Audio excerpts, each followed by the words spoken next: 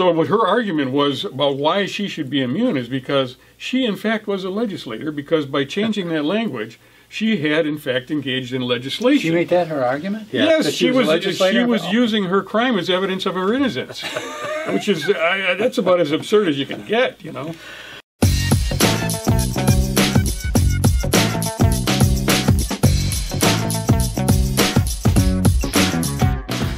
And good morning to you. Welcome back to Talking Racine. On my left, Mr. George Myers. Morning. To my right, Mr. Jim Spodek, the producer of the show. And I'm Dr. Ken Jorgen. This is episode 49. Right. But you revealed earlier that you may have lost count. I may have lost count. We might be approaching our annual celebration here. Our first annual celebration. It would be a year since we started this mess. And as soon as we figure out when exactly that date is, we'll get back to you and we'll have a little celebration. So this is episode 49. We're going to be talking tonight about, well, one of the things is going to be the failure of the City Council to override the veto that Mayor Mason put on the arena project. Or the success of the success of the failure to override the veto. The success of the veto, yeah. Yeah, success of not overriding the veto. And then a little item here about our Director of Development, Amy Connolly. She's got a lawsuit going with her former employer, so we're going to touch on that a little bit. We're going to review some of the RDA meeting, which took place, when was that? Was that Wednesday night or Thursday night? Thursday night, I think. Yeah, Thursday night. Thursday evening. Yeah. 7th. Mm-hmm. Yeah, show a little footage from that, and then we'll close off with a little more information about the Foxconn deal out in Mount Pleasant and how that's affecting our brother residents out there in the county. So, I thought that override was probably going to happen. You know, I was worried that it was going to happen and that we were going to maintain that arena project. But, you know, along with the 5 votes that were pretty solidly with Sandy Widener, Alderman Widener, 3 more people swung over and took away their support of the arena project and voted to not override Mayor Mason's. It was actually an 8-7 majority. 8-7 majority. Yeah. They needed 10. They ended up with 7. 2 of them, I think, finally quit listening to themselves for a minute just to get a feel of what was going on around some of the rest of the city, and decided, well, maybe for the sake of keeping the peace and because there wasn't all the points hadn't been reached, they decided to vote against it. Right. And the other one, Tracy Laren, I think she just finally decided maybe she better listen to her constituents. Yeah, well, the 2 being one of them. The 2 that came out strongest in their change, and they did it not necessarily because they didn't support the arena, but because they felt like it was important to acquiesce to the mayor, give him a fresh start, and they realized that there was virtually no community support for the project. And they felt that the best thing to do, the most representative thing to do, would be to allow the veto to stand. And that was Jason Meekma and John Tate. Right. Yeah. They gave quite they gave good presentations. Yeah, on why they were going to go ahead and vote with the mayor. Mm-hmm. You know, another thing I think we forget, though, that, you know, there's elections on actually all 3 of those. So this would have been a definite election issue for someone that was running for that particular aldermanic seat. And I think that probably weighed in a little bit too. You know, when you're saying, hey, you know, the public's against this and I'm voting for it. Yeah, it's a little bit of a dicey position to take. Oh, so, absolutely. You know, particularly when it's as strong as as the mayor talked about it. As Corey Mason mentioned, he said, you know, there were more people that he knocked on thousands of doors, and there were more people here on the council that were for it than all the people he talked to on all those doors. You know, one of the things I wanted to kind of I think that might have been a little hyperbole, but, you know, the point was... point well made. Yeah, there were just... But one of the things I want to bring up, too, and I think, George, you brought it up before, was now you've got Mayor Mason, who turned this from the arena, you know, supporting or whatever, from the early stages, changing it, and then actually voting or vetoing the funding for the arena. But Palahniuk, who is the city administrator, staunchly stayed on that arena, and he was brought in for this arena. You want to elaborate on that a little bit? Yeah. If you go back to, I believe it was January of this year, when Corey Mason was at the podium, announcing he was going to run for mayor upon John Dicker's resignation, he said, "I'm going to pick up the torch," and he was just with all the plans and the signature legislation or the signature project of the mayor of Mayor Dickerts, was the arena. So naturally, he would be for the arena. All right, Palahniuk was picked up later on during the year. I think he was deliberately hired out of Rio Rancho because he managed to shove the arena down the people's throats there in Rio Rancho. So come on up here in Racine and help me out, type of thing. All right, so progress forward to September of this year. You had two people that started out staunchly for it. One of them decided, I'm going to be against it, and the other says, I'm still for it. Well, interestingly enough, the one who changed his mind was the elected official. The one who said staunchly for it was the unelected bureaucrat. Yeah. Now, this tells you what the dangers of having an unelected bureaucrat as city administrator in charge of the bureaucracy, because they aren't elected. They're not responsive to the electorate. They just do what they darn well please. Whereas if we have a mayor, an elected official head of the bureaucracy, he has responded to the electorate, and you saw what happened. Right. He turned around and said, I have to vote against this arena if I want to be mayor. Well, in Palahniuk's defense, if it's at all necessary, he was brought in, I think, specifically to promote that arena and to usher that project forward. That's right. So it's not surprising that he would stand by it. But I agree with you. He does not have to respond to the public. That's right. If he was up for election, like Corey Mason was, he might have been thinking about it a little more deeply. Yeah, he thought really a lot more about whether. Yeah. And not only that, but it set up a scene where the city administrator was opposing the mayor. Right. So all I'm saying is that it's really time to reconsider this whole idea of having a city administrator. They aren't working for the voter. They're working for the staff, and they're working for other entities. But as far as it comes to, if you want someone high up in government that's responsive to the electorate, you better make them elected. And I would suggest we get rid of the city administrator, set it up so that Corey Mason, I wouldn't mind getting him a communicator. Yeah. That he wants to do. Yeah. Have someone so he can be in constant contact with all parts of that bureaucracy, know what's going on all the time, and have the information flowing back so he's in charge, an elected official, rather than have an unelected official do that. I mean, I've opposed this for a long time. This idea of a city administrator, the village administrator. I spoke against that to the the board of Mount Pleasant many years ago, but it was for the reason of constitutional reasons. You don't want to have an unelected official in charge of one section of the government. This shows, from a practical aspect, how important that is to have the person in charge of the executive branch of government be an elected person, not an unappointed. Well, go ahead. I said that should move us to the next one with Amy Connolly, the head of city development, being sued in Tinley Park for manipulating an ordinance for the development to come in. And she just recently asked for a dismissal of the suit with the idea that she was a legislator or a legislative body that had immunity to being sued as an official. Went to the appeals court in Illinois. It came back and said, nope, they can sue you, and you have to answer to this lawsuit. Well, what was really interesting is she used as her defense the fact that she changed that city ordinance. I mean, she was not authorized to do that. She didn't really have the power to do that.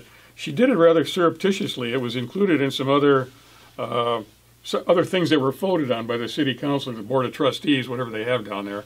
And they didn't catch that she had changed a word in the ordinance. Right. Which changed the whole process, the whole development plan that they had for that downtown area in Tinley Park. And once they found out about it, they were pretty ticked off. Well, that was, if you go to episode 12. Well, let me finish my thought here. Go ahead. So what her argument was about why she should be immune is because she, in fact, was a legislator, because by changing that language, she had, in fact, engaged in legislation. She made that her argument? Yeah. Yes, she was using her crime as evidence of her innocence, which is, that's about as absurd as you can get, Well, it didn't fly. She gave it a shot, but it didn't fly. Well, the problem is right now she's working over in the redevelopment authority, right? Pulling her shenanigans there too. Well, she's director of city development, so she's working in concert with the redevelopment authority, but she's not actually. Well, yes, in the development theoretically it's in concert, but what I've seen, and we're going to see on this video, is she's telling them what to do.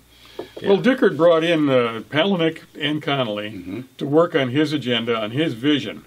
Right. In some ways, I got some sympathy for Palahniuk anyway, because he was brought in here. He's supposed to usher this arena in, and the people don't want it, and now they've spoken out and said, no, done. I just think that when you get a new boss, I don't care what the old boss hired you for something, new boss comes in, we have a new agenda. If this was in the private sector, believe me, that sub employee down there, that vice president, whatever he might be, would quickly change his tune because the new CEO just said, we're no longer going to make widgets, or we're going to go to do what's yeah, okay, but what is he going to come up with? I mean, to justify his position is... Well, what do you want me to do now, boss? Yeah, well, now there was this proposal to make the mayor's position part-time, which would elevate the stature of the city administrator. Definitely the wrong direction. I think so too. That's a scary proposition. Yeah. Let's keep the mayor full-time, let's get him a communicator, let's get rid of the city administrator, and let's run this city constitutionally at least. But Palahniuk too was, he came from a troubled background. He had issues with the city of Rio Rancho, just like Connolly, well, not just like, but in the same way that Connolly had issues with Tinley Park. So I think Dickert intentionally brought people in here who were compromised. I don't know about that part. It could be. I've heard that being done. Yeah, it made them vulnerable to his charity, to his patronage. Well, anyway, I just want to bring up, go to episode 12, and we did one on Amy Connolly and kind of give you a little background of where she came from. I'm more interested with where she's going. So in her defense, she had her ideas. Well, there's plenty of. She's got plenty of ideas. There's no shortage. I don't know if that's a defense, Jim. She's good at spending money. Yeah, she's good at it. Okay, this is the RDA meeting on the 7th of December, and we'll kind of bump into this. This is where they're talking about taking back the Machinery Row project, which would have been the land that there was a $4.5 million loan to. Rodney Blackville defaulted on that loan. Now they want to bring that back into the realm of the RDA so they can control it, and then demolition the buildings, and we start again. I think the demolition was $6.4 million. Just don't play too much of that because we don't want to lose a lot of viewers. It's a real doozer. We are in need of using SID number 18's redevelopment plan, which is a very, very specific redevelopment plan, and actually more than qualifies for that, to be our redevelopment plan. And so this communication and resolution is asking you to adopt SID number 18's redevelopment plan as our official redevelopment plan for the purposes of acquiring the Machinery Row property. So. Doc. She's done, yeah. That was interesting. Okay. That was a riveting presentation there, and we're going to spend how much? $6.4 million to knock down the buildings on Machinery Row. Oh, yeah, let's do it. And here's the kicker.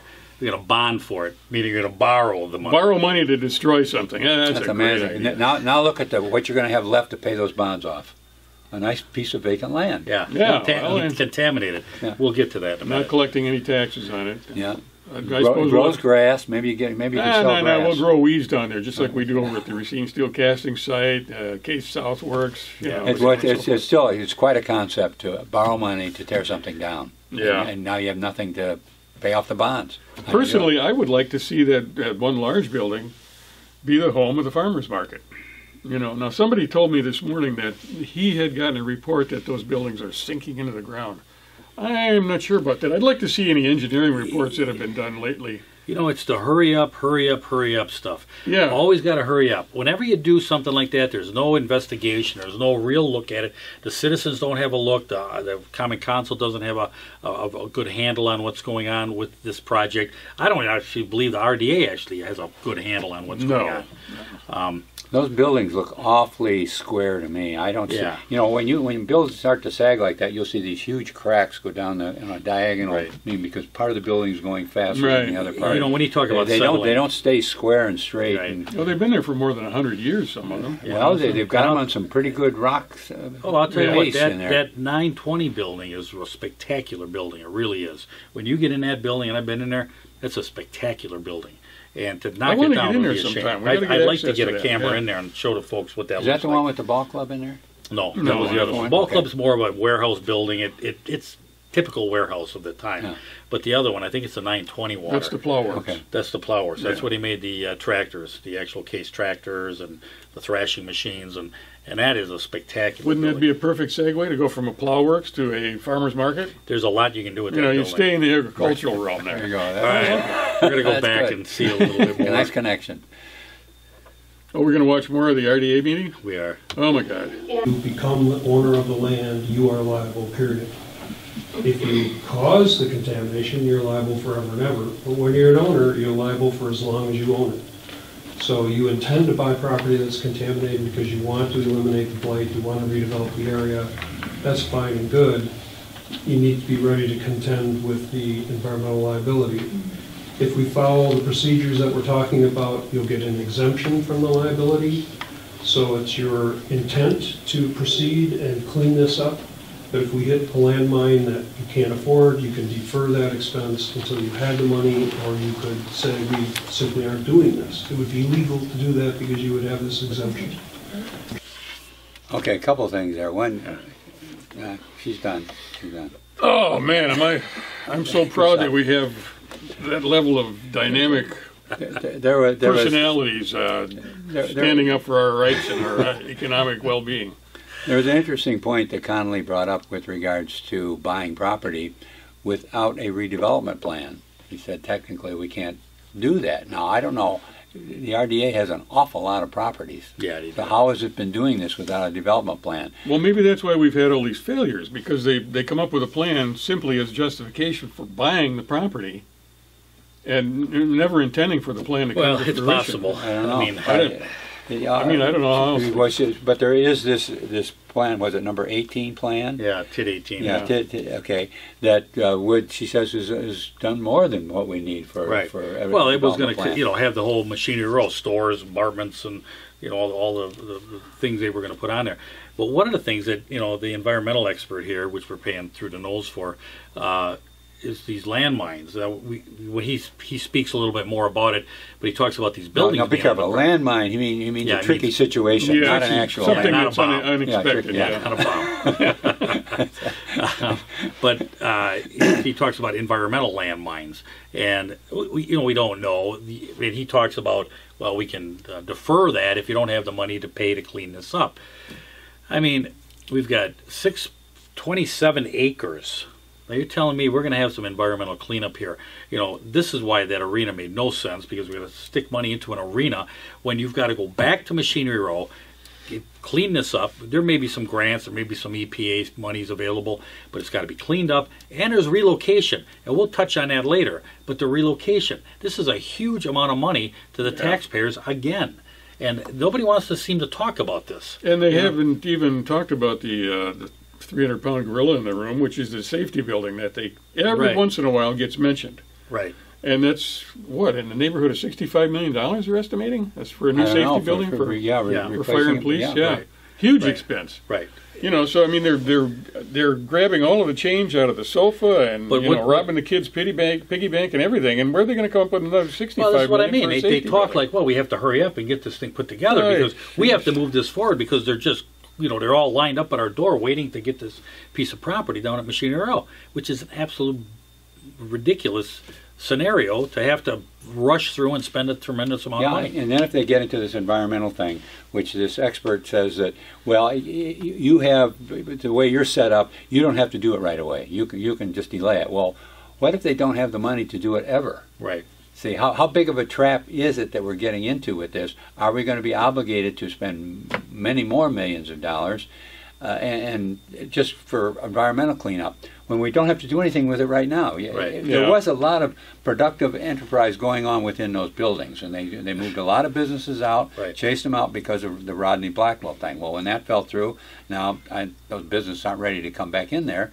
But, No, that's an impossible thought. Yeah. Right. but over a period of time, there may be some more that can gravitate back in there and start to do. Well, I would something like there. to get some more information on the remediation efforts that he is talking about over at the Racine Steel Casting site, because the way he was explaining it sounded almost magical. I don't know if they're using enzymes or something that they're injecting into the soil, but I would like to find out more from them. You know, they send the stuff down in, and it kind of percolates and bubbles around, and you get this froth coming out of the ground, and Kind of tells you what's involved in it, how Yeah, much environmental yeah. impact But it has on the soil. it, Well, we have no it sounds business like just a going great, in a there great technology if it works. blind saying, Right. well, if it's a great big deal, don't worry about it, just let it sit there for a while. Well, I mean, Yeah. you know, where the arena was, they capped it off. They let it sit. It capped it. Don't have to do it. I mean, something could happen there that could be different. If we take the buildings out, you know you're going to have environmental issues. If you don't take them out, there may be some other things that can be utilized with, but nobody's talking about that. All of a sudden, knock them down. And I'll go back to this, and I think we're going to have that come up here. I'm going to play this, and then we'll come back and we'll talk about this quote. Is there any way to get any money out of Blackwell's group? Borrows? Good question. We had lots of discussion about the pros and cons of, asking for more money. Certainly, and Nicole, I don't know if we want to answer this or not, there's still the possibility of civil action, certainly. But, our best interest is served by acquiring the properties as soon as possible before the end of the year. And that was sort of the determination that was made when the committee of the whole and the RDA got together to discuss it at the end of October. There's a lot of different options to consider, legal options, but I think the community is best served by moving as quickly as possible to redevelop the site and trying to negotiate additional monies from FDPMR LLC may be counterproductive to that effort. As quickly as possible. Right. Quickly as possible to redevelop the site. One of the reasons I think they're not going to go after Rodney Blackwell, and you heard her say, well, let's just be counterproductive. Yeah, it sure would. Yeah, In ways you're about to hear about. Yeah, you try and sue that guy, you're going to piss him off, and then he's going to start talking about all the shenanigans that went on behind the scenes. There's a lot that went on at Machinery Row, and the last thing they want to do is bring this into court and get a deposition from him, because he's going to start talking about the kickback money that was given into that escrow account that was used to pay the interest. Rodney Blackwell was the straw man. It was run by Dickert, Letney, Friedel. I mean, who knows who was involved in Well, this? Corey was involved to some degree. Well, I don't know what when? the extent or the nature Yeah. of his involvement was, but he was definitely involved Right. because he chased down those historical tax credits to the tune of $9 million. Yeah, when those tax credits were actually at a point of probably losing those tax credits because they couldn't secure that property, they had to come up with this $4.5 million, and all of a sudden it arrived, the properties were purchased. Rodney had no money in this project ever. Matter of fact, he probably walked away with a few bucks.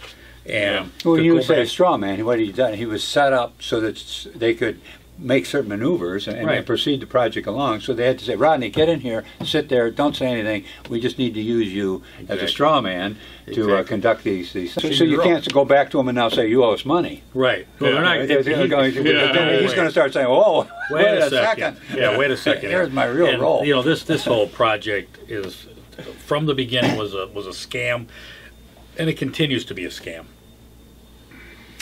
Yeah, it's been a long-lived Well, it'd scam. be nice to just get out of it. I think we just need to just let it sit, and just wait for the rest of the community. See, this is not going to be an impetus for the rest of the community to build upon. It's just not going to, any more than the arena was. I think everybody knew that, except some members of the city council, that the arena was not going to be an impetus to grow. It will grow as a result of a community surrounded by people that got a little spare time and some money in their pocket and want to go see a hockey game or want to participate in some interesting affairs over at this new event center. Right. But it doesn't make the community grow. And the same thing with just down here at Machinery Row. It was going to be apartment buildings. Apartment buildings are for people that have money and want to live in a new place. It doesn't make people have money so that they can rent the place. They have to go someplace else to earn it, and then they come there and spend it. And now they're talking about buying the Lighthouse Gospel Church down there, which is adjacent to the river, and just keep tearing buildings down across the street from Machinery Row. What is the problem with leaving that the way it is? I mean, the church is in trouble financially. They haven't been able to make the payments on that building for some time. But the bank, as far as I understand, has said, you guys go ahead and hold your services there and use it. I mean, you owe more money on it than it's worth. Nobody else is interested in it. So, So now the city comes along and wants to buy it. To what end? That's the big question. Now they want to, other than to look important and spend money, and say, look what we're doing. And I think that's what Amy Connolly's up to. She's sitting there dictating to, not dictating, but really strongly suggesting to our redevelopment authority of what they should be doing. We need this plan. We need to get these buildings. We have this whole root works. We have all these plans, ways to spend money. Huh? Well, if she doesn't have any plans, what is she getting paid for? Yeah, well, that's here. I want to play one part here. I want to play one part, and then I want to come back and review this. In keeping with what we're looking at, the former properties that comprise the Root River and the Root Works program, we feel that it has redevelopment potential, and because of its location adjacent to the Root River, could also potentially be the place where we would continue our Root River pathway system as well. So, we wanted to come to you and very publicly ask permission to negotiate. We have not discussed price at all with the property owner or their broker.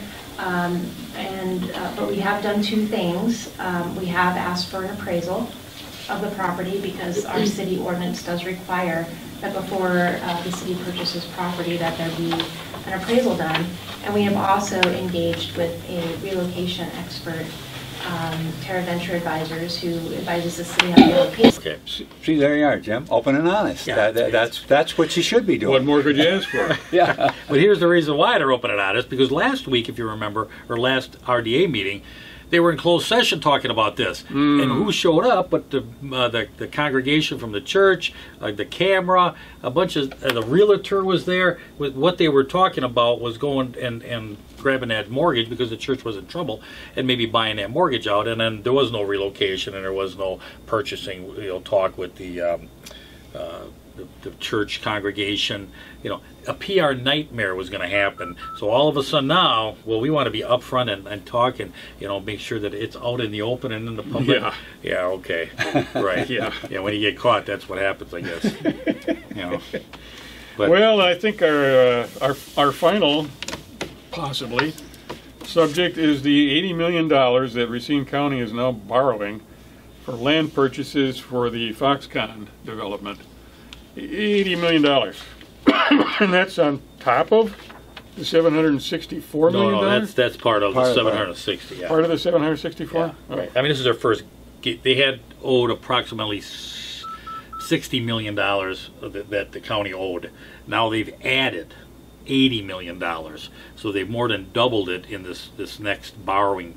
Which they doubled their current debt. Yeah. And that's just the beginning. That's just to start buying some property. And of course, the 15th, today is the 11th. And so the 15th. Today's the 12th. Today's 12th? No, today's, well, whatever it is. It's Wednesday the 15th, right? Is it the 15th? Well, whatever it is. They're going to, supposedly, Terry Gow is going to deposit $60 million in an account that the county will have access to purchase property, and we'll see if that happens. Yeah, I'm a little bit. We'll see.